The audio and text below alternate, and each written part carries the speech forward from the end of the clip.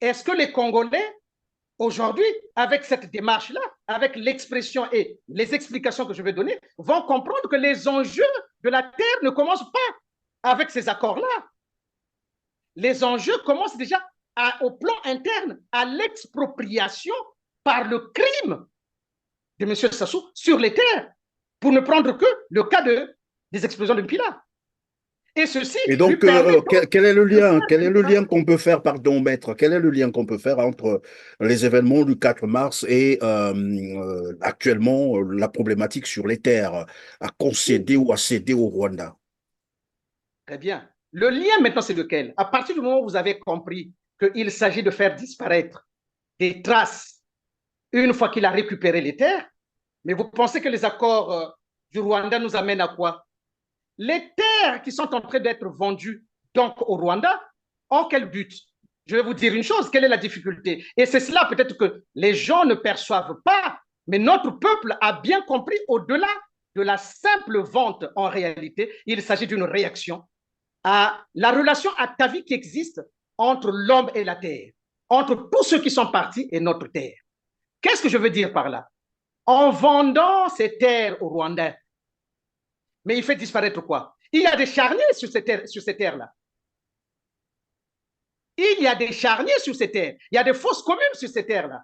Si jamais c'est vendu et que c'est approprié par les Rwandais, êtes-vous sûr, dans la perspective de ce que nous pensons, nous, à travers la révolution par le droit, qu'il faille ouvrir des informations judiciaires? Si cela est fait, est-ce que vous pensez que vous retrouverez encore les charniers? Est-ce que vous retrouverez les fosses communes?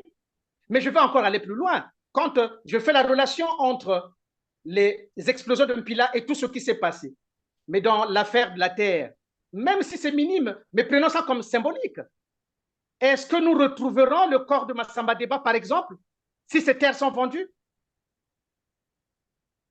Est-ce que vous comprenez les enjeux? Les enjeux ne sont pas simplement parce qu'il faut vendre, mais il faut faire disparaître toutes les traces susceptibles de montrer que des crimes ont été commis.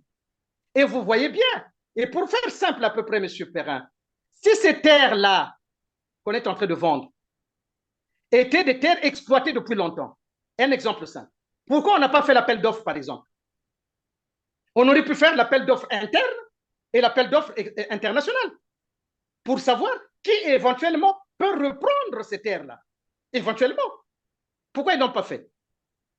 Et on se retrouve avec des accords que nulle personne, hein, en tout cas au regard de ce que je suis en train de voir, je ne pense pas que ces accords-là soient des accords qui soient capables d'être publiés. Pourquoi il y a des accords militaires? Et c'est là le problème, M. Perrin. C'est que ces accords-là, vous voyez, ce sont des accords secrets. Pourquoi ces accords doivent être des accords secrets? Mais parce que il y a un autre objectif que je vous dirai tout à l'heure, si nous devons revenir là-dessus. Or, les accords militaires sont soumis aussi bien par la Constitution de 92 que par le chiffon de 2015, ils sont soumis à une procédure. Or, en faisant des accords secrets, la qualité ou la particularité des accords secrets, c'est d'être secret. Donc, quand le PCT vient dire que ces accords sont suspendus ou ces accords sont résiliés, c'est faux. C'est faux. Comment pouvez-vous résilier des accords qui sont des accords secrets? Est-ce que vous comprenez, M. Perrin? On ne peut pas résilier, on ne peut pas annuler les accords qui sont les accords secrets. Si le PCT veut arriver jusqu'au bout, il doit demander que ces accords soient publiés. Et une fois qu'ils sont publiés, qu'ils passent au Parlement et que le Parlement éventuellement saisisse la Cour constitutionnelle pour pouvoir vérifier leur conformité ou non. Or, comme c'est des accords secrets, ces accords n'apparaîtront jamais. Pourquoi? Mais parce que, M. Perrin, on risque de découvrir des choses éminemment graves.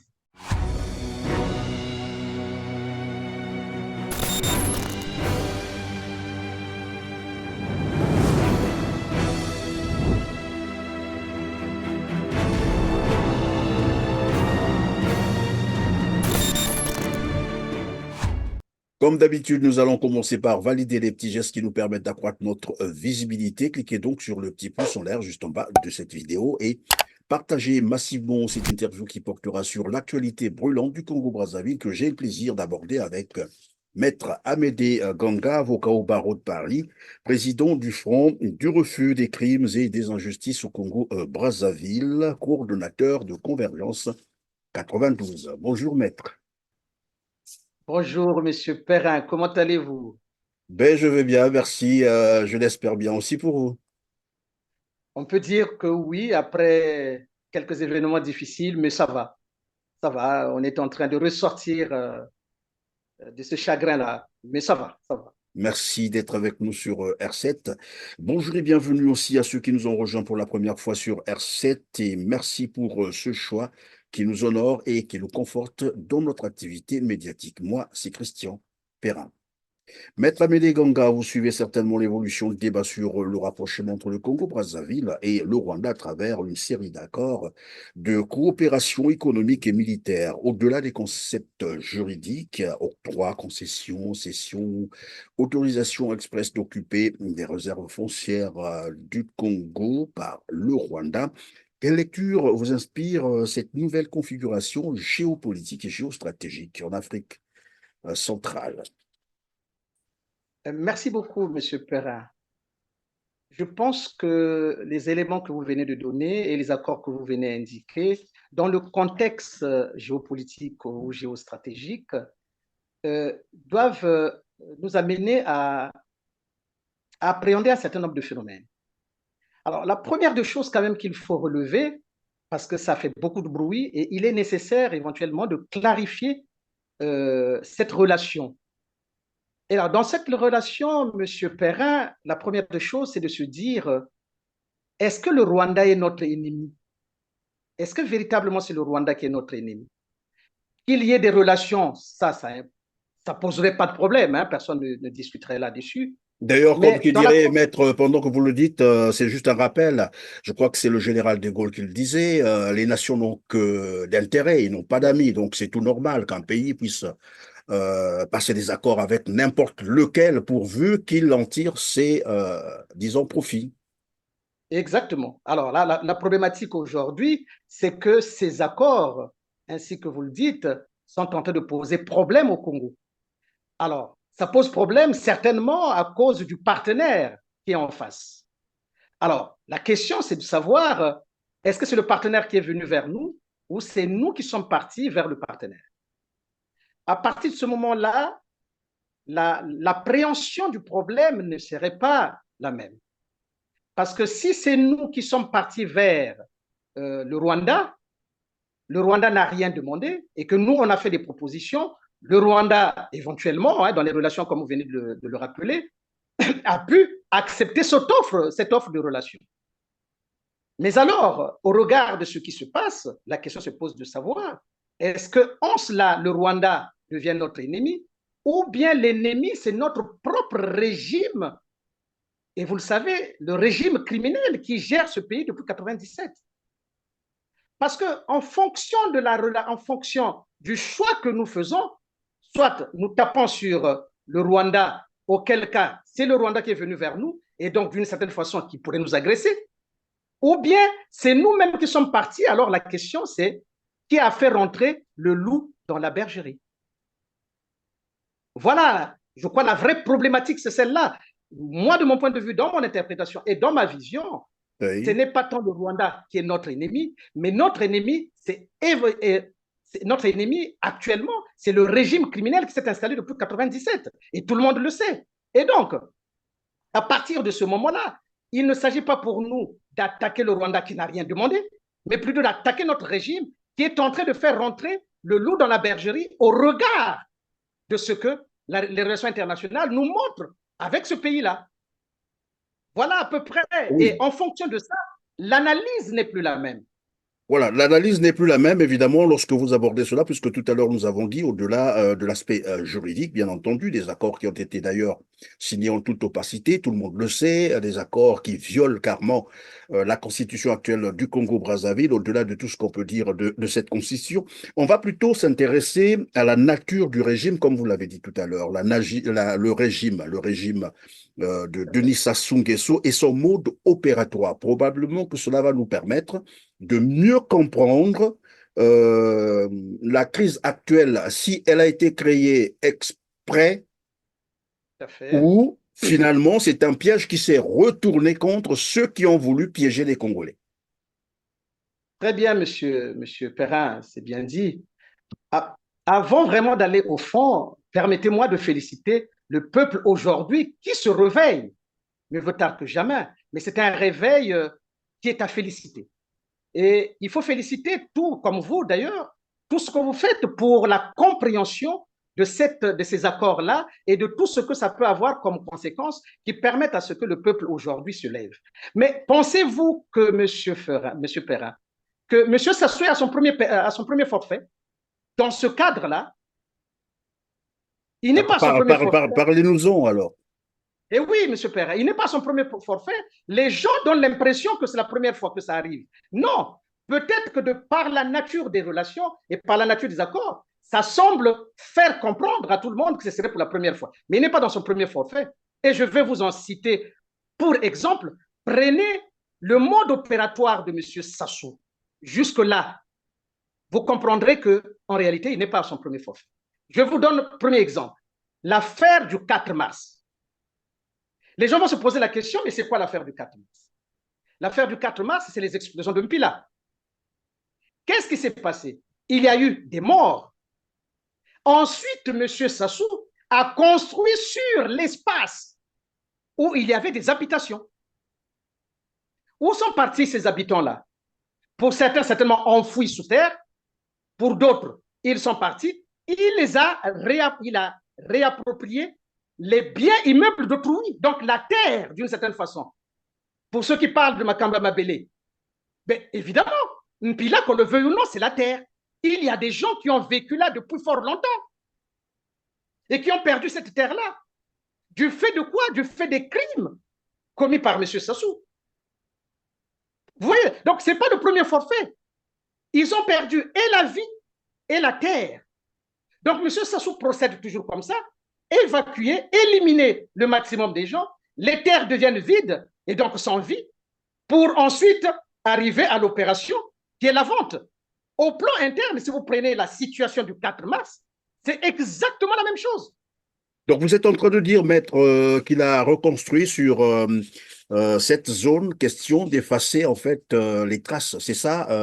Exactement. Donc le but, Pour effacer la c'est scène du crime. voilà, vous avez deux objectifs là-dedans. On efface la scène du crime, il en devient propriétaire et personne ne va demander ce qui se passe. Or, si nous devons saluer à peu près l'initiative du PCT, que je trouve, certainement la démarche est peut-être à féliciter, mais la première des choses qu'il aurait fallu faire, c'est par exemple dans l'affaire du 4 mars. Que sont devenus ces gens-là? Que sont-ils devenus? Et où est passée leur terre? Est-ce que les Congolais, aujourd'hui, avec cette démarche-là, avec l'expression et les explications que je vais donner, vont comprendre que les enjeux de la terre ne commencent pas avec ces accords-là.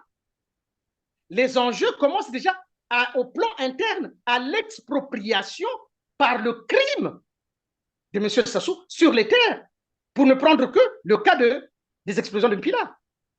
Et ceci Et lui donc, permet quel est le lien? Quel est le lien qu'on peut faire, pardon, maître? Quel est le lien qu'on peut faire entre les événements du 4 mars et actuellement la problématique sur les terres à concéder ou à céder au Rwanda?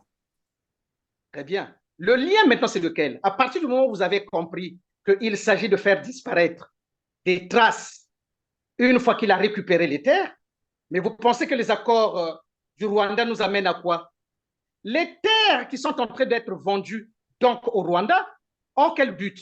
Je vais vous dire une chose, quelle est la difficulté? Et c'est cela peut-être que les gens ne perçoivent pas, mais notre peuple a bien compris au-delà de la simple vente en réalité, il s'agit d'une réaction à la relation atavique qui existe entre l'homme et la terre, entre tous ceux qui sont partis et notre terre. Qu'est-ce que je veux dire par là? En vendant ces terres au Rwandais, mais il fait disparaître quoi? Il y a des charniers sur ces terres-là. Il y a des charniers sur ces terres. Il y a des fosses communes sur ces terres-là. Si jamais c'est vendu et que c'est approprié par les Rwandais, êtes-vous sûr dans la perspective de ce que nous pensons, nous, à travers la révolution par le droit, qu'il faille ouvrir des informations judiciaires. Si cela est fait, est-ce que vous pensez que vous retrouverez encore les charniers? Est-ce que vous retrouverez les fosses communes? Mais je vais encore aller plus loin. Quand je fais la relation entre les explosions de Mpila et tout ce qui s'est passé, mais dans l'affaire de la terre, même si c'est minime, mais prenons ça comme symbolique, est-ce que nous retrouverons le corps de Massamba Deba, par exemple, si ces terres sont vendues? Est-ce que vous comprenez les enjeux? Les enjeux ne sont pas simplement parce qu'il faut vendre, mais il faut faire disparaître toutes les traces susceptibles de montrer que des crimes ont été commis. Et vous voyez bien, et pour faire simple à peu près, M. Perrin, si ces terres-là qu'on est en train de vendre étaient des terres exploitées depuis longtemps, un exemple simple, pourquoi on n'a pas fait l'appel d'offres, par exemple? On aurait pu faire l'appel d'offres interne et l'appel d'offres international pour savoir qui éventuellement peut reprendre ces terres-là. Éventuellement. Pourquoi ils n'ont pas fait? Et on se retrouve avec des accords que nulle personne, hein, en tout cas au regard de ce que je suis en train de voir, je ne pense pas que ces accords-là soient des accords qui soient capables d'être publiés. C'est pour ça que c'est des accords secrets. Si c'est des accords secrets.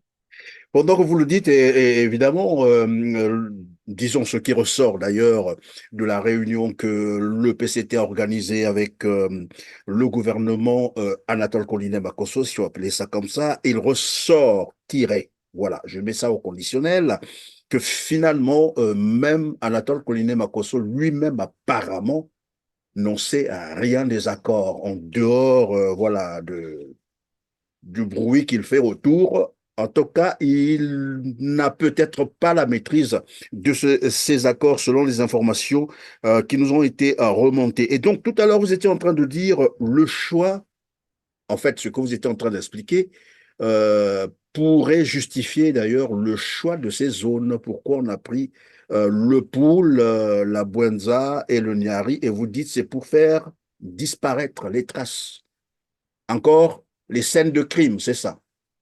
Exactement, des scènes de crime, parce que si ces terres sont vendues, plus personne, éventuellement, si des enquêtes doivent être menées, personne ne saura qui éventuellement a été l'auteur des crimes, si jamais on les découvre. Mais ça peut être aussi le moyen de faire en sorte qu'on fasse disparaître toutes ces preuves-là. Et donc, de ce point de vue, ça sous-sortira, sauf comme n'ayant jamais commis des crimes. Mais je peux encore aller plus loin, M. Perrin, sur ces terres. Permettez-moi de vous dire que là, si le peuple se lève sur ces terres-là, parce que des crimes ont été commis, notre peuple est en train d'exposer par là le refus de crimes et des crimes impunis. Mais je peux encore aller plus loin. Mais M. Perrin, imaginez que ces terres soient des terres riches, qui produisent donc la richesse. Que veut nous faire M. Sassou? Nous priver de nos richesses. Mais d'ailleurs, pendant que vous le dites, il y a d'ailleurs une cartographie qui a été réalisée sur les richesses, évidemment, du sous-sol de ces terres. Aujourd'hui, cela existe. La preuve, c'est que vous avez des exploitations, mais je ne sais pas comment appeler ça, et on a vu, hein, des éléments existent, des autorisations d'exploitation de l'or, du diamant et d'autres minéraux bon, qui malheureusement ont été accaparés par la famille Aubapierre. Et cela veut dire qu'il y a beaucoup de richesses là-bas. Et donc, si je vous ai compris, ce qui s'est passé entre 1998 à 2000, qui s'est répété en 2016, entre 2016 et 2018, on parle de génocide, et puisqu'il y a eu évidemment, on a rasé des centaines de villages, on a coupé les arbres fruitiers, probablement pour éviter que les gens y repartent. Est-ce qu'on peut considérer cela comme étant des étapes dans un projet finalement d'occupation de ces zones pour les raisons que vous venez d'évoquer? Oui, mais bien sûr, M. Perrin, vous le dites avec tellement d'intelligence et de clarté que je n'ai pratiquement rien à ajouter. C'est exactement, l'ambition, c'est celui-là. Parce que sinon, pourquoi avoir, et vous voyez bien que là, il y a le lien avec le 4 mars. On détruit de l'autre côté, on exécute, on fait disparaître les populations et on occupe les terrains. Les terrains deviennent, comme qui dirait en matière de droit, des res nullus, c'est-à-dire des terres sans propriétaire. Et si ces terres deviennent sans propriétaire, ils deviennent la propriété de M. Sassou, donc il peut en faire ce qu'il veut. Et c'est ça aujourd'hui qui est en train de changer. C'est que M. Sassou pensait qu'il pouvait commettre impunément des crimes, pouvait commettre des forfaits et arriver au sommet pour vendre les terres. Des terres qui finalement ne sont plus habitées parce qu'ils sont maintenant sans vie, sans âme qui vivent. Voilà pourquoi le combat actuel sur les accords ne doit pas simplement être un combat lié à la terre, mais un combat lié à deux, c'est-à-dire la vie qui doit être sacrée, et donc la Constitution de 92 consacre cela. La vie humaine, la personne humaine est sacrée, mais la terre aussi, de ce point de vue, conséquemment, devient sacrée. Et c'est ça qui est en train de justifier que le peuple aujourd'hui se lève. Et ils ont bien raison. Nous devons les soutenir, nous devons soutenir notre peuple dans cette perspective-là. Parce qu'il s'agit pour lui, finalement, de faire un remplacement sur ces terres-là. Certains sont en train d'ailleurs de le développer très bien. Si les Rwandais arrivent, voilà. OK? Donc, au-delà, M. Sassou, au-delà de la question des crimes, il veut nous priver de nos richesses. Donc, nous imposer, comme il a déjà eu l'habitude de faire, nous imposer les injustices.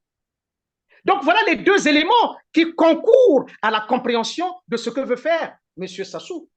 Pendant que vous allez évoluer, maître, je rappelle tout de même à nos téléspectateurs ici que le Rwanda qui se rapproche, en fait, le Congo qui se rapproche du Rwanda, nous savons que le Rwanda a passé des accords aussi avec le Royaume-Uni pour le transfert d'abord des migrants.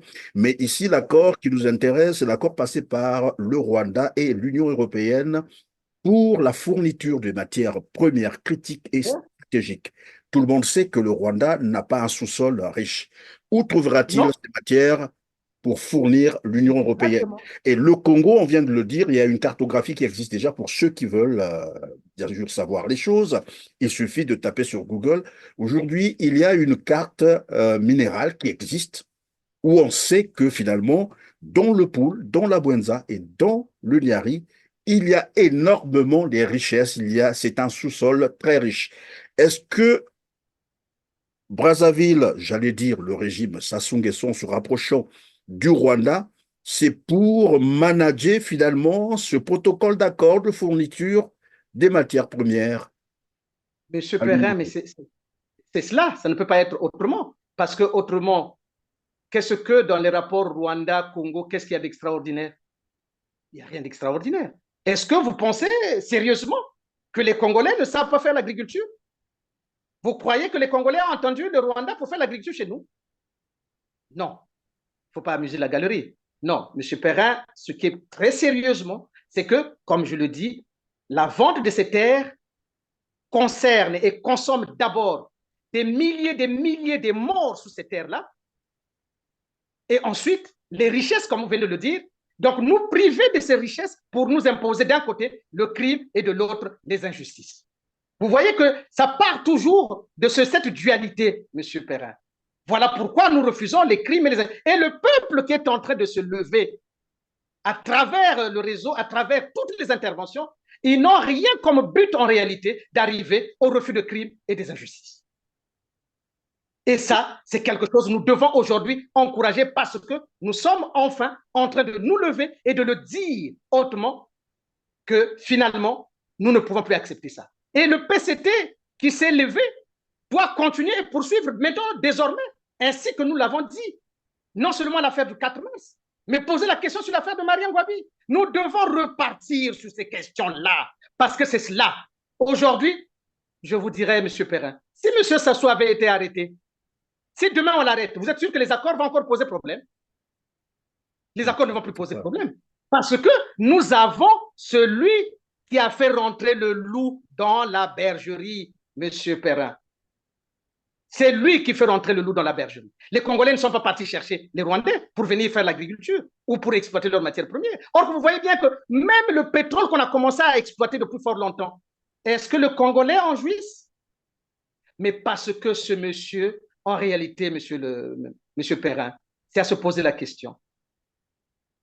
Comment est-il possible que ce monsieur puisse rester aussi longtemps alors qu'il ne garantit pas les intérêts congolais. S'il ne garantit pas les intérêts congolais, sommes-nous sûrs que ce monsieur est véritablement un Congolais pour garantir les intérêts étrangers? Donc, c'est un agent de l'étranger. Si c'est un agent de l'étranger, ne soyez pas étonnés que nous arrivons à ce forfait-là. Et comme pendant longtemps, il a cru qu'il pouvait impunément tuer, se croyant détenteur d'un pouvoir d'impuni, il poursuit. Mais là, je pense que le peuple congolais vient de sonner le tocsin de la fin de ce régime, de mon point de vue.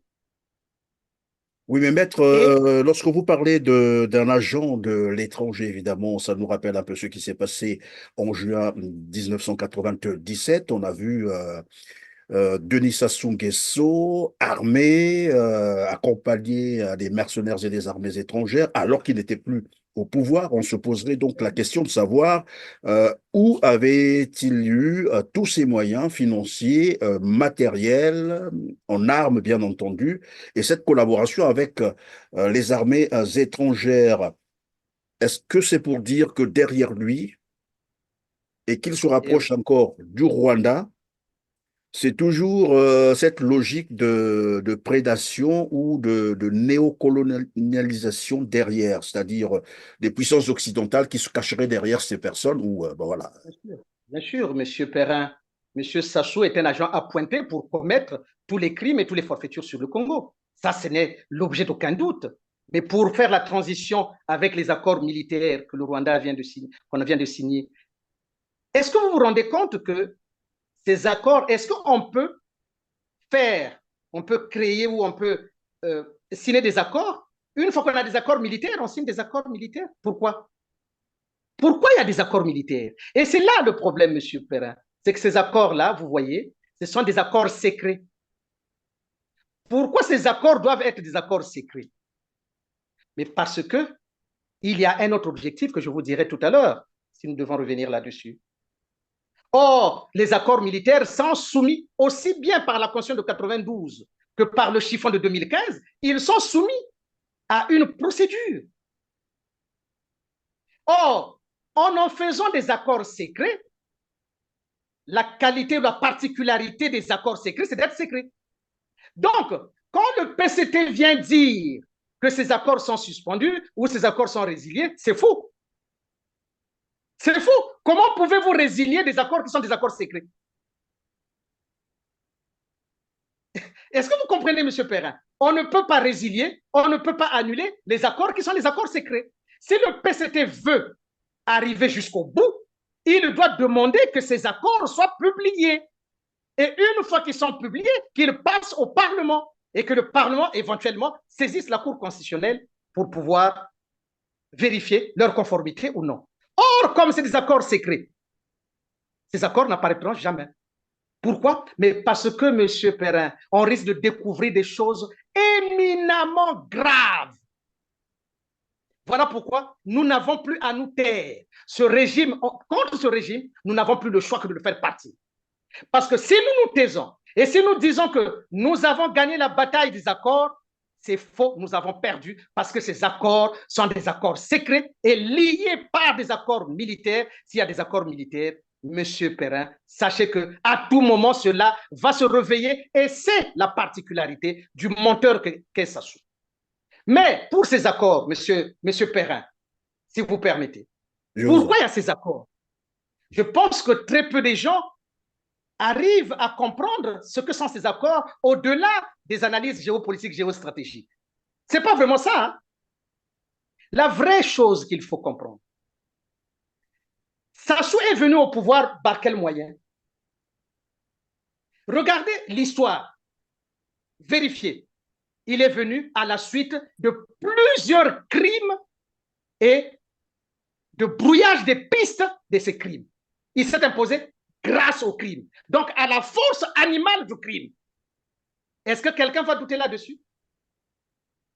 Deuxièmement, il est venu en 97 comment? Vous l'avez rappelé tout à l'heure. Donc, si son fils doit venir au pouvoir, M. Perrin, tel père, tel fils, dites-moi, par quel moyen il va arriver là? Ça veut dire que lui aussi doit tuer beaucoup plus que son père alors. Monsieur Perrin, ça va de soi. Ça va de soi.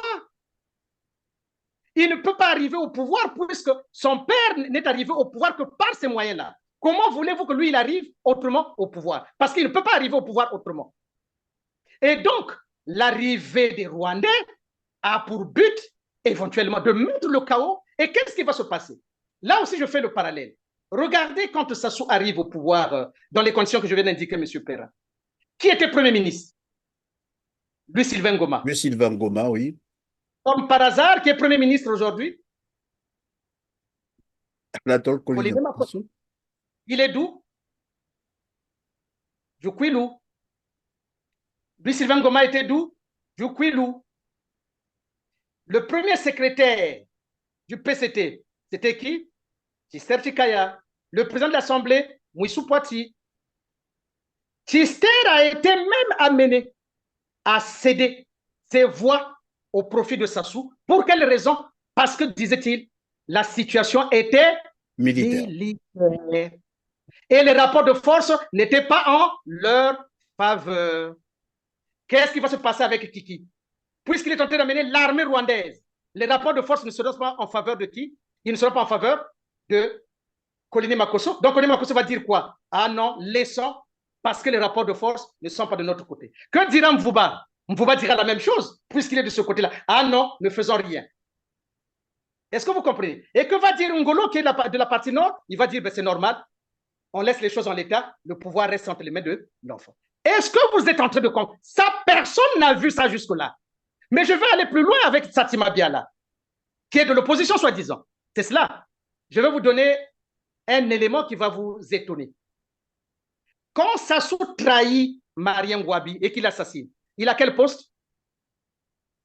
Il est ministre de la Défense. D'accord, et de la sécurité. La sécurité, oui. Satima Biala, quand il trahit les Souba, il a quel poste? Ministre de la Défense. Ah, vous croyez que c'est un hasard? Est-ce que vous croyez que c'est un hasard? Donc, Satima Biala va dire la même chose. Les rapports de force sont du côté de Kiki. Et entre-temps, ils ont tué plein de gens pour émouvoir la conscience du peuple congolais encore qui va souffrir. Voilà ce que renferment les accords militaires. Ce n'est pas tant la géopolitique, la géostratégie. C'est d'abord à l'intérieur. D'abord à l'intérieur. Maintenant, si c'est faux ce que je dis, qu'ils publient les accords militaires, qu'ils publient les accords militaires, que le PCT, tous ceux qui sont au pouvoir, qu'ils demandent la publication des accords militaires. Et donc, maître Amédée Ganga, si je vous ai bien suivi, vous êtes en train de dire que même la position actuelle du PCT, au sortir bien entendu de leur réunion avec le gouvernement Anatole Koliné Makosso, n'est qu'une diversion et que rien n'est gagné. En fait, le PCT joue le jeu, c'est-à-dire une façon de distraire l'opinion publique congolaise et pour après rebondir parce que finalement, ceux qui sont allés signer ces accords, même en catimini, ce sont des membres du Parti congolais du travail. Exactement, M. Perrin. Donc, le PCT aujourd'hui vous donne l'impression qu'il est dans le bon sens. C'est faux. Parce que les accords militaires, il ne les a pas. Et ce n'est pas un organe de l'exécutif. Par quel moyen le PCT peut obliger le gouvernement de publier des accords? Mais pardon, maître Amédée Gonga, même sans avoir une connaissance sur ces accords, et si jamais le PCT exigeait le retrait total, l'annulation de ces accords? Mais avec quelle compétence? Il a quelle compétence pour demander le retrait ou l'annulation? Avec quelle compétence? Ce sont des accords internationaux. Qu'est-ce que le PCT vient faire quoi là-dedans? C'est-à-dire que l'Assemblée peut le faire alors, c'est ça? Pardon? L'Assemblée nationale peut le faire, peut demander, exiger. Il peut exiger, mais comme je vous ai dit, ces accords sont des accords secrets qui n'apparaîtront pas. Sinon, peut-être qu'ils nous feront des faux. Ils vont faire apparaître des faux. Parce que M. Sassou et son fils ne vont pas reculer sur ça. Parce que c'est très important, ces accords militaires, au regard de ce que je venais de vous dire. C'est très important. Donc, le PCT, au-delà de ce qu'il vient de faire, il n'a pas les moyens de pression sur le gouvernement. Ce n'est pas un organe exécutif. Et il n'y a que le Parlement. Mais vous avez rappelé tout à l'heure Koliné Makosso. Qu'est-ce qu'il a dit? Vous vous en prenez à moi. Pourquoi vous n'appelez pas Kiki? Il est aussi au bureau politique. Donc, qui s'en fout? Il ne fera pas apparaître ces accords militaires. C'est pour ça que le peuple congolais n'a pas d'autre choix aujourd'hui que de se battre aussi bien pour la vie que pour la terre. En fait, vous êtes en train de dire que Denis Sassou Nguesso et son fils Denis Christel Sassou Nguesso ne reculeront pas devant ces accords, surtout militaires, parce que leur survie en dépend. Et bien sûr, Monsieur Perrin, si tant est que, ils avaient le respect de la représentation nationale. Puis ces accords doivent être ratifiés à partir du Parlement. Et les dispositions de 92 qu'ils ont repris en 2015 disent exactement la même chose. Alors pourquoi ils n'ont pas montré ces accords-là? Si tant est qu'ils avaient le respect de la légalité, pourquoi ils ne l'ont pas fait? Et donc là, ils ne le feront pas. Ces accords sont des accords secrets.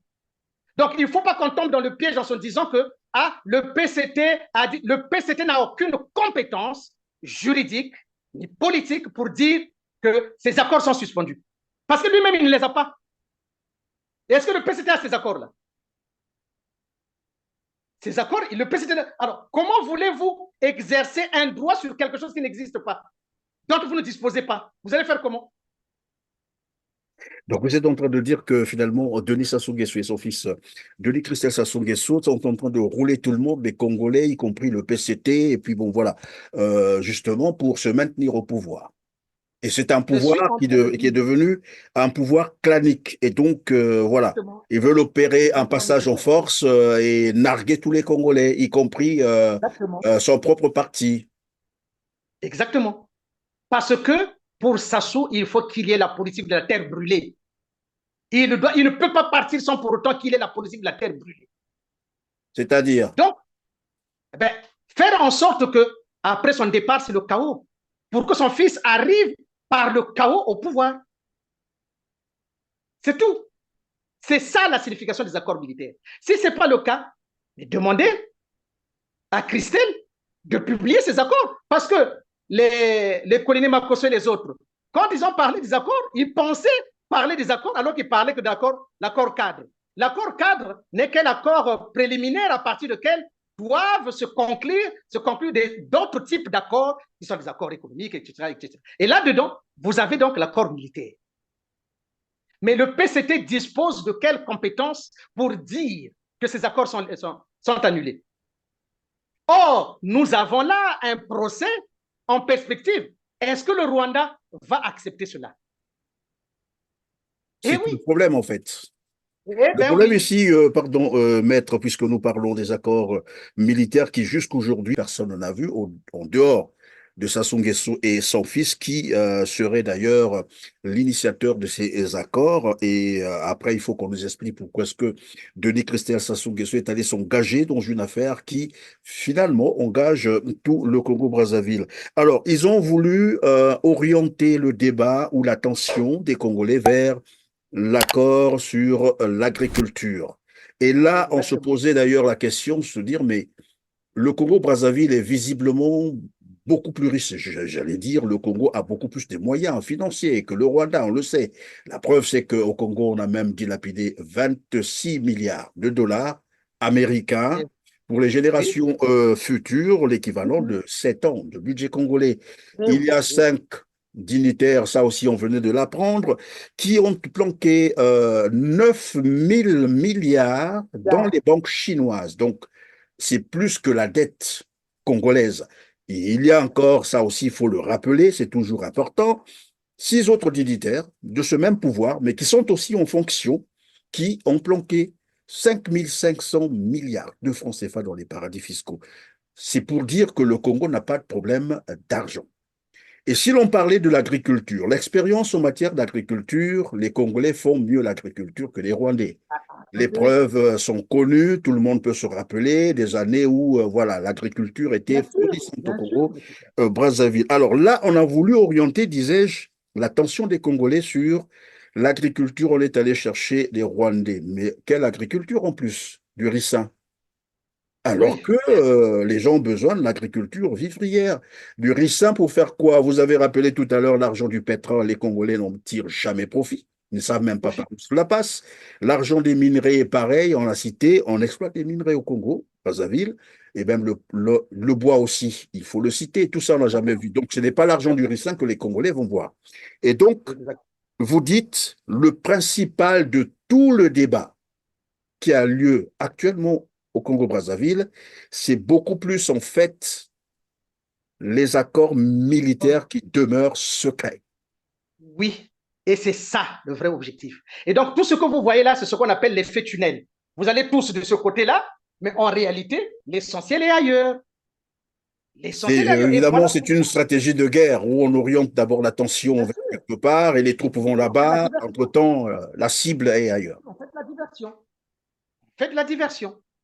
Donc, il ne faut pas que notre peuple aujourd'hui, au point où nous sommes arrivés, qu'ils n'aient pas à se dire nous avons gagné, les accords sont... Non, les accords ne sont pas suspendus, les accords ne sont pas annulés. Le PCT n'a aucune compétence là-dessus.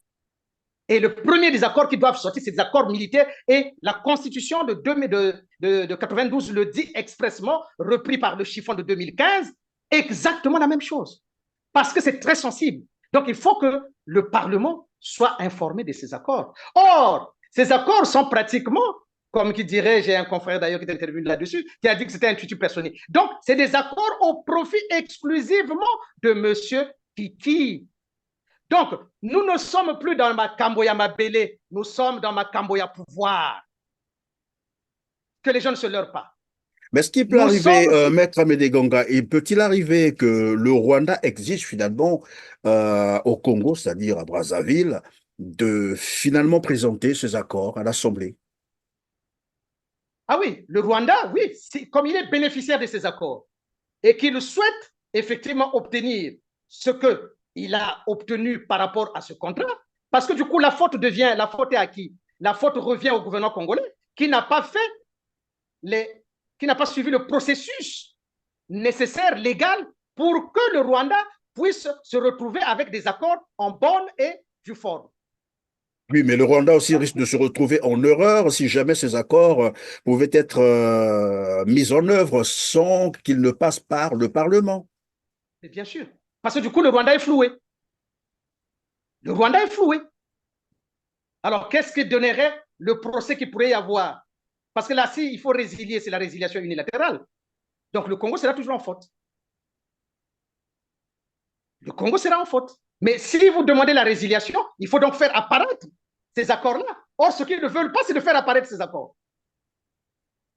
Voilà pourquoi la perspective qui consiste à dire, ah non, il faut passer par la Cour constitutionnelle et tout et tout. Oui, peut-être. Mais faut-il encore que ces accords apparaissent? Si vous n'avez pas, si vous avez des accords secrets, comme l'est d'ailleurs les accords du franc CFA, qui sont des accords secrets, comment vous allez les amener devant le Parlement? Comme j'ai dit tout à l'heure, ce qui est secret a cette particularité, cette singularité de rester secret. Donc, la Cour constitutionnelle ne pourrait jamais se prononcer là-dessus, puisque pour se prononcer, faut-il encore que la Cour ait été mise en place, mise en phase, ou en tout cas en présence de ces accords-là. Mais s'il n'y a pas, la Cour constitutionnelle va faire quoi? Donc, le PCT se fourvoie, si tant est que nous devons être, j'allais dire, gentils dans nos propos. Sinon, le PCT aussi rentre dans le mensonge. Parce que, de toute façon, ce parti-là, c'était un parti majoritaire au crime et opposé à la loi. Le PCT va-t-il changer maintenant? Peut-être s'il veut nous faire la preuve qu'il change. Mais les rapports de force sont tels que Kiki peut refuser de montrer ces accords-là. Et vous nous ferez quoi? Le PCT fera quoi à Kiki? Si Kiki refuse de donner ses accords, il fera quoi? Est-ce que vous voyez la difficulté? Voilà pourquoi je pense qu'aujourd'hui, le peuple ne doit pas se contenter simplement de croire que ces accords sont annulés, sont ceci. Non. Le forfait est trop grave et ce n'est pas une tentative de forfait qu'il y a là-dedans. C'est un forfait qui a été commis aussi dans le même sens que tous les crimes qu'a eu à commettre Sassou. Nous devrons aujourd'hui enfin nous réveiller pour dire nous refusons ces crimes-là et nous refusons les injustices qui nous sont imposées. Donc, la perspective de la révolution par le droit que j'ai tracé se montre et ça se dévoile avec autant de richesse et autant de clarté. Qu'est-ce que nous allons donc faire, M. Perrin? Est-ce que nous serons du côté du crime ou du côté de la loi? La perspective et l'alternative est là maintenant. Le peuple vient de se réveiller. Nous devons continuer. Nous devons continuer parce que ces accords-là sont, j'allais dire, le forfait de trop, parce qu'ils nous amènent à vendre, j'allais dire, notre terre, notre territoire. Or, lui, il est appelé à partir. Et donc, il va laisser le Congo dans le chaos. Est-ce qu'il n'y a pas eu suffisamment du sang versé dans ce pays-là pour que nous acceptions encore que ceci arrive? Et donc, de ce point de vue, qu'il s'agisse du PCT, levez-vous pour dire que c'en est trop maintenant, ne supportez plus ce criminel. Qu'il s'agisse de l'armée et la convergence 92 et ASI que je coordonne et dont je suis président, nous avons écrit dans ce sens-là, arrêtez ce monsieur. Si nous manquons encore de l'arrêter, monsieur Perrin, ce qui va arriver sera encore plus grave. Vous entendez? Je ne crois pas trop à ces choses-là, monsieur Perrin, mais il y a des prophéties qui arrivent. Ceux qui entendent des prophéties, ils disent quoi? Qu'il y aura beaucoup de sang. Mais moi, le révolutionnaire par le droit, j'ai dit qu'aucune goutte de sang ne doit tomber, ne doit couler encore sur le peuple, parce qu'il y en a eu trop. Il y en a eu trop. Et aujourd'hui, on nous amène d'autres personnes, les Rwandais soi-disant, qui viendraient pour n'accomplir que cette œuvre-là. C'est le sens des accords militaires, M. Perrin. Le sens des accords militaires, vous avez dit. Alors là, nous avons vu comment, finalement, pour une fois, parce que le PCT aime jouer sur ce principe où on nous rappelle tout le temps, le chien aboie, la caravane passe, mais cette fois-ci, le chien a aboyé.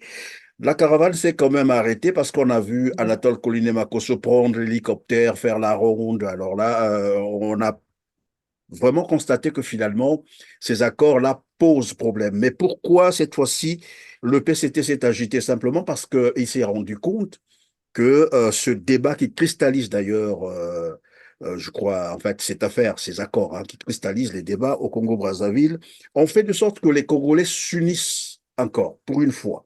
Parce qu'avant, ils étaient un peu divisés, comme vous le savez. Et là, donc, le pouvoir de Brazzaville a compris que là, c'en est un piège, oui, finalement, qui semble se refermer contre lui-même. Et donc, il faut le dénouer. Mais une fois qu'ils auraient compris cela, si jamais ils arrivaient à faire passer, de toute façon tout le monde le sait, l'Assemblée nationale au Congo, ce sont des députés nommés et qu'il peut Bien arriver sûr. un moment où qu'ils demandent à cette Assemblée, écoutez, au-delà de tout, voilà, approuvez-moi ces accords. Et puis, si jamais l'Assemblée arrivait à ce niveau-là, à approuver ces accords, voilà, à ratifier ces accords, que Et c'est tout le pourrait-il problème, c'est arriver? une très bonne question. Monsieur Perrin, c'est une très bonne question. Ça voudrait dire que le peuple doit arrêter le combat. Or, aujourd'hui, nous devons considérer et constater qu'il s'agit d'un forfait de trop, parce qu'il ne s'arrêtera jamais, dans la perspective que je vous ai indiquée. Vous voyez, ce type-là, monsieur Perrin, pour revenir à 97, il a simplement dit, on est venu m'attaquer. Vous savez ce qui s'est passé, je n'ai pas besoin de rappeler ça. Tous les Congolais le savent. Aujourd'hui, et c'est ce qui est plus intéressant, ce que vous venez de dire, l'unité qui est en train de se faire au Congo, sur l'affaire du 4 mars, nous devons être unis parce que ceux-là ont perdu aussi leur terrain.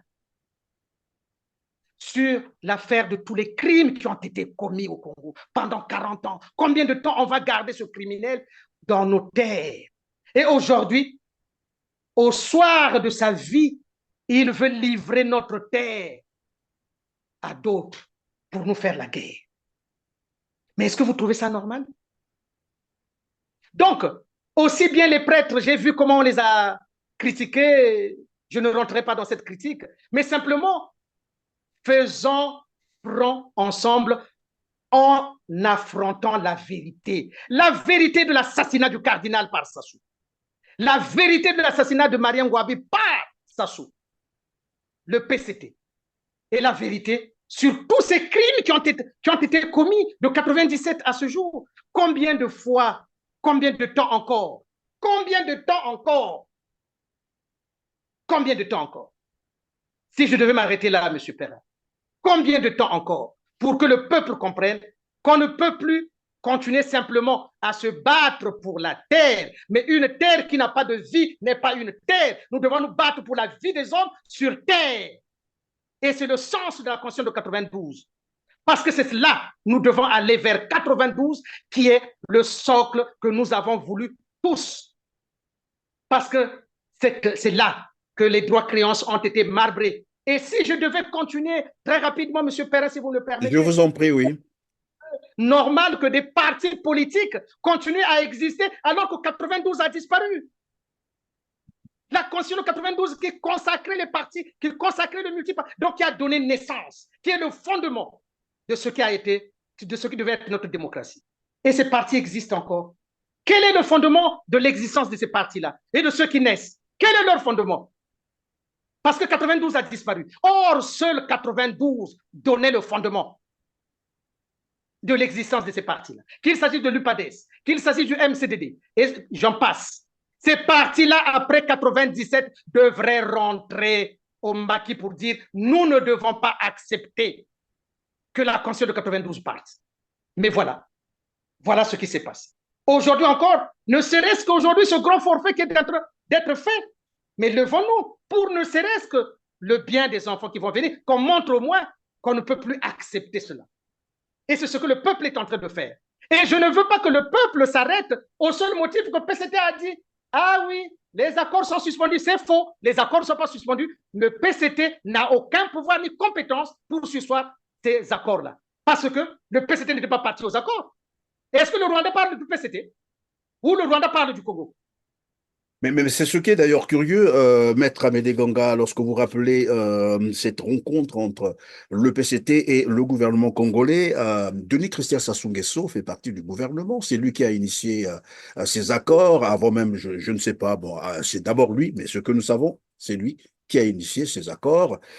Curieusement, il était absent à cette réunion, alors qu'on pouvait évidemment le convier aussi à cette réunion.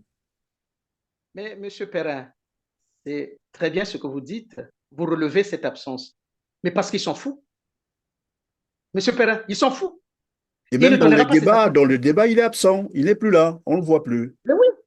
Mais parce qu'ils sont fous du PCT. Ils sont fous du gouvernement. C'est ce qui a permis à son père de se dire aujourd'hui qu'il peut continuer à commettre ses forfaits parce que dans tous les cas, il lui arrivera rien. Et le fils est en train de prendre le même cheminement.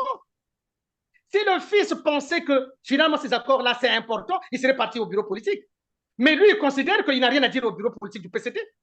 Parce que le PCT n'est pas un organe exécutif. Pourquoi voulez-vous qu'il se présente devant le PCT? Pourquoi voulez-vous qu'il se présente devant le PCT? Ou peut-être parce qu'il pense que c'est le PCT qui lui fait obstacle aussi pour succéder à son père. Bon, ça, c'est la cuisine interne. Malheureusement, je ne suis pas du PCT, M. Perrin. Je ne saurais vous donner une bonne réponse, une réponse adéquate à ce sujet. Mais simplement, je considère que si c'était quelqu'un de bien éduqué, dans la discipline du parti, dont je ne fais pas partie là-bas, la discipline du parti aurait commandé qu'il se présente. Je pense, mais je peux me tromper. Il s'agira au PCT d'en tirer les conséquences. Maître, nous sommes arrivés à la fin de l'heure. Alors, je vais vous laisser quelques secondes pour conclure cette émission. Oui, monsieur, mon cher Perrin, merci beaucoup de cette intervention, mais je voulais simplement rappeler deux choses. C'est que le Congo est arrivé à un moment crucial, et ce moment est crucial. Est-ce que nous allons continuer à accepter que les crimes s'imposent à nous, ou plutôt que la loi s'impose à nous? Et parce que le peuple, c'est la loi. Est-ce que finalement, nous serons du côté du crime ou du côté de la loi? Le choix est aussi simple. Et aujourd'hui, le peuple qui vient de se lever vient de le dire, qu'il est du côté de la loi. Qu'il s'agisse de ces accords qui doivent passer devant le Parlement, la violation de la Constitution est la preuve que le peuple est du côté de la loi. Et quand il s'agit des crimes, des contrats qui ensuite sont secrets et qui sont générateurs du crime en perspective, le peuple a tout à fait raison aujourd'hui de se lever. Donc, peuple, nous devons gagner la guerre de la vie et de la dignité des hommes sur terre avec notre terre. Personne ne doit nous priver de notre terre. Voilà, mon cher Perrin. Oui, maître, vous aimez à rappeler, maître, vous aimez à rappeler que personne ne doit profiter ou tirer profit des crimes de tiers. Est-ce que là, le Rwanda n'est pas dans cette logique?